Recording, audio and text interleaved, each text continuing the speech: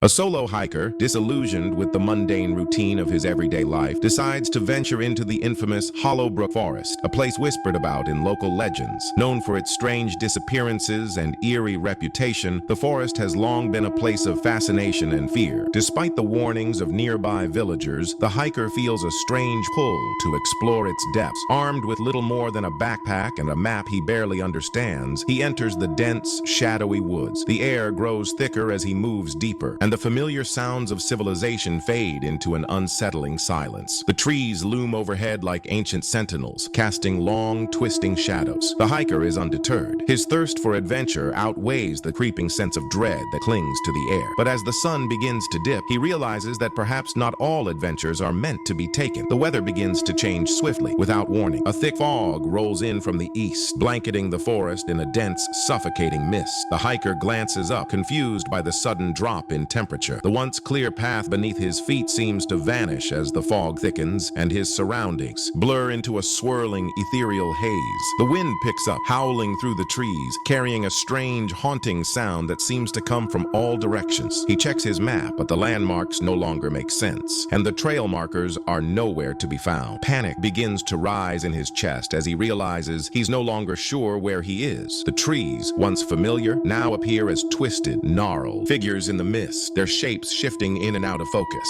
With no way to retrace his steps, the hiker takes a deep breath, hoping his instincts will guide him, but every direction feels wrong. The hiker presses on, but the forest seems to conspire against him. Paths that appeared clear moments ago now twist into dead ends, and new trails materialize in the mist, leading him further into the unknown. Every step he takes feels as though the forest is watching him, subtly shifting with each movement. The whispers begin, soft at first, barely audible above the rustling leaves, but growing louder and more insistent as he walks. They call his name, beckoning him deeper, though he can't tell where they're coming from. His heart races as the whispers twist into incoherent murmurs, their words unsettling, like distant conversations in a language he can almost understand. The hiker tries to ignore them, but it's impossible to shake the feeling that something is following him, just beyond his sight. He pushes forward, his pace quickening, but no matter how much he moves, the forest seems to stretch endlessly, trapping him in its maze. The whispers grow louder, so distinct now that they seem to come from all around him. At first, he dismisses them as the wind,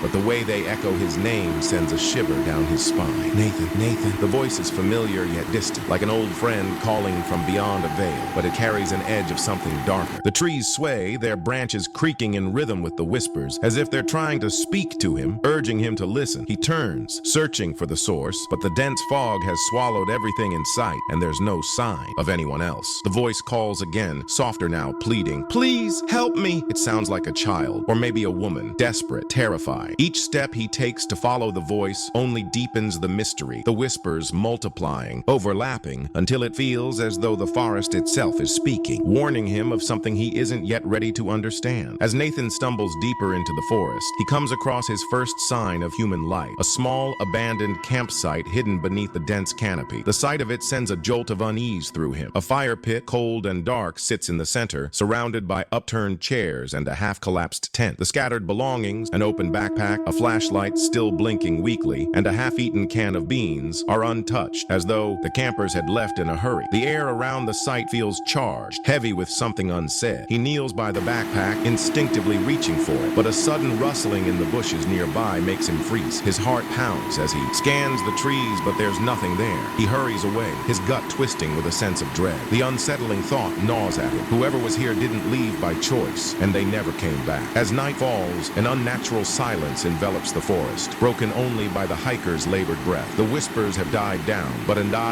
overwhelming sense of being watched lingers in the air. His eyes flicker nervously as shadows seem to move just out of sight, never fully revealing themselves. Then he hears it, a faint, rasping noise from behind him, like something heavy scraping against bark. He spins around, but there's nothing there. His pulse quickens, and his instincts scream at him to run. The air feels colder now, and he swears he can see glowing eyes lurking between the trees watching him. His mind races, but his body refuses to move as he realizes the eyes belong to creatures, their shapes hidden in the darkness. The sound of claws scraping against the earth reaches his ears, closer now as the creatures begin to stalk him, their footfalls soft but relentless. He quickens his pace, but no matter how fast he moves, they remain just behind him, drawing closer with every step. After hours of aimless wandering, Nathan stumbles upon a clearing. In its center stands a circle of ancient stones, weathered by centuries of neglect, their surfaces etched with symbols that seem to shift when he isn't looking directly at them. A strange, pulsing energy fills the air, vibrating through the ground beneath his feet. As he steps closer, the temperature drops sharply, and an eerie chill wraps around him, causing the hairs on his neck to stand on end. He reaches out to touch one of the stones, but his fingers freeze mere inches from its surface, as if an invisible barrier keeps him at bay. The whispers return, louder now, converging from all directions. They beckon him forward, coaxing him to enter the circle, yet something deep inside warns him not to. His heart races, and for the first time, he feels the true weight of the forest's curse pressing in, as if the very stones are alive, watching him. Nathan's sense of time begins to fracture as the hours blur into one another. At first, he blames exhaustion, but the more he tries to keep track of time, the less it makes sense. The sun seems to move erratically across the sky, casting long shadows one moment and then disappearing behind thick clouds the next. When he checks his watch, the hands seem to be frozen, stuck at a specific time he can't quite recall. He had been walking for hours, maybe days, but his stomach tells him it's been mere minutes since he last ate. His body aches, but there's no clear sign of nightfall or dawn. The forest around him remains unchanged, its twisted trees and eerie silence never shifting, always the same. He stops, disoriented, staring at his watch,